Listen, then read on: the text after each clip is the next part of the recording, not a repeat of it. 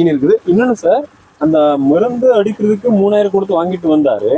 அடுத்த நாள் வந்து நம்ம ஃபீல்ட் விசிட் பண்ணோம். நான் உறுதியாக 100% சொன்னாம அடிக்க வேண்டாங்கன்ட்டு சொன்னோம். நம்ம மேல நம்பிக்கை இருந்தது. இப்போ அடிச்சதுக்கு அப்புறமா வந்து இந்த மாதிரி பெனிஃபிட் இருக்குது. ஏதாச்சும் நம்ம டாக்டர் சாயல் பேச்சு கேட்காம நீங்க அந்த மருந்து தெளிச்சிருந்தா என்ன நடந்திருக்கும் இங்க மண்ணுல? அந்த இதுல என்ன பாதிப்பாயிருக்கும்? இந்த மாதிரி ரேட்டா வந்திருக்காது.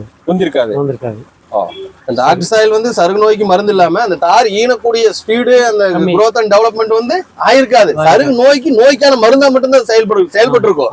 ஆனா விவசாயிக்கு ஒரு ப்ரொடக்ஷன்ல உற்பத்தியில லாபம் கொடுக்கக்கூடிய இந்த தாரோடைய லென்த், உருட்டு, சீட் டு சீட் கேப் அப்படிங்கிறது வந்து சருகு நோய்க்கு மருந்து அடிச்சா வந்திருக்குமா?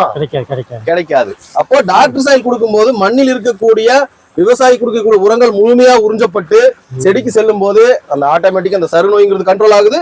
இன்னொன்னு என்னன்னா, வரக்கூடிய தார் அப்படிங்கிறது வந்து நல்லா லென்த்தா, சீப் டு சீப் கேப்பா, அந்த கொனையோட உருட்டு எல்லாமே அதிகரிக்கும் போது மட்டும்தான் ஒரு தாரினுடைய எடை அப்படிங்கிறது அதிகரிக்கும். வெறும் சீப் வந்தா மட்டும் எடை அதிகரிக்காது. சீப் டு சீப் கேப் வரணும், இந்த கொனை நல்லா உருட்டு வரணும், தார் தள்ளி ஈனணும் அப்படிங்கிறது வந்து ரொம்ப ரொம்ப இம்பார்ட்டன்ட். எனவே அனைத்து விவசாயிகள் வந்து டாக்டர் சாயல் சொல்லக்கூடிய உயிரியல், பௌதிகம் மற்றும் ரசாயனம் இந்த 3 தன்மைகள் இருக்கக்கூடிய மாறுபாடுகள் மற்றும் குறைபாடுகள் இது நிவர்த்தி ஆகும் போது மட்டும்தான் ஒரு விவசாயிக்கு ஒரு முழுமையான லாபகரமான விவசாயமா இருக்கும் அப்படிங்கிறது வந்து நம்ம முத்துவேல் சார் மூலியமாக எல்லா விவசாயிக்கும் சொல்லிக்கிறோம். சார் சொல்லாங்களா? இல்ல இந்த மாதிரி சொல்லாங்களா டாக்டர் சாயல் யூஸ் பண்ணோட பயன்பாடு? சொல்லாங்க. ஓகே சார், அது போக நம்ம குண்டாலேந்திராக்கு யூஸ் பண்ணிருக்கீங்க. அது எப்படி இருக்குங்க? இப்போ நல்லா இருக்கு. முதல்ல கொஞ்சம் எப்படி இருந்தது? 3 டைம் யூஸ் பண்ணியாச்சு. நல்லா இருக்கு. Okay okay. 6 மாசம் 6 மாசத்துல 7 மாசமா தெரியுது. வளர்ச்சி வந்துருச்சு. இப்போ இதுக்கு முன்னாடி நீங்க வெங்காயத்துக்கு யூஸ் பண்ணிருக்கீங்க.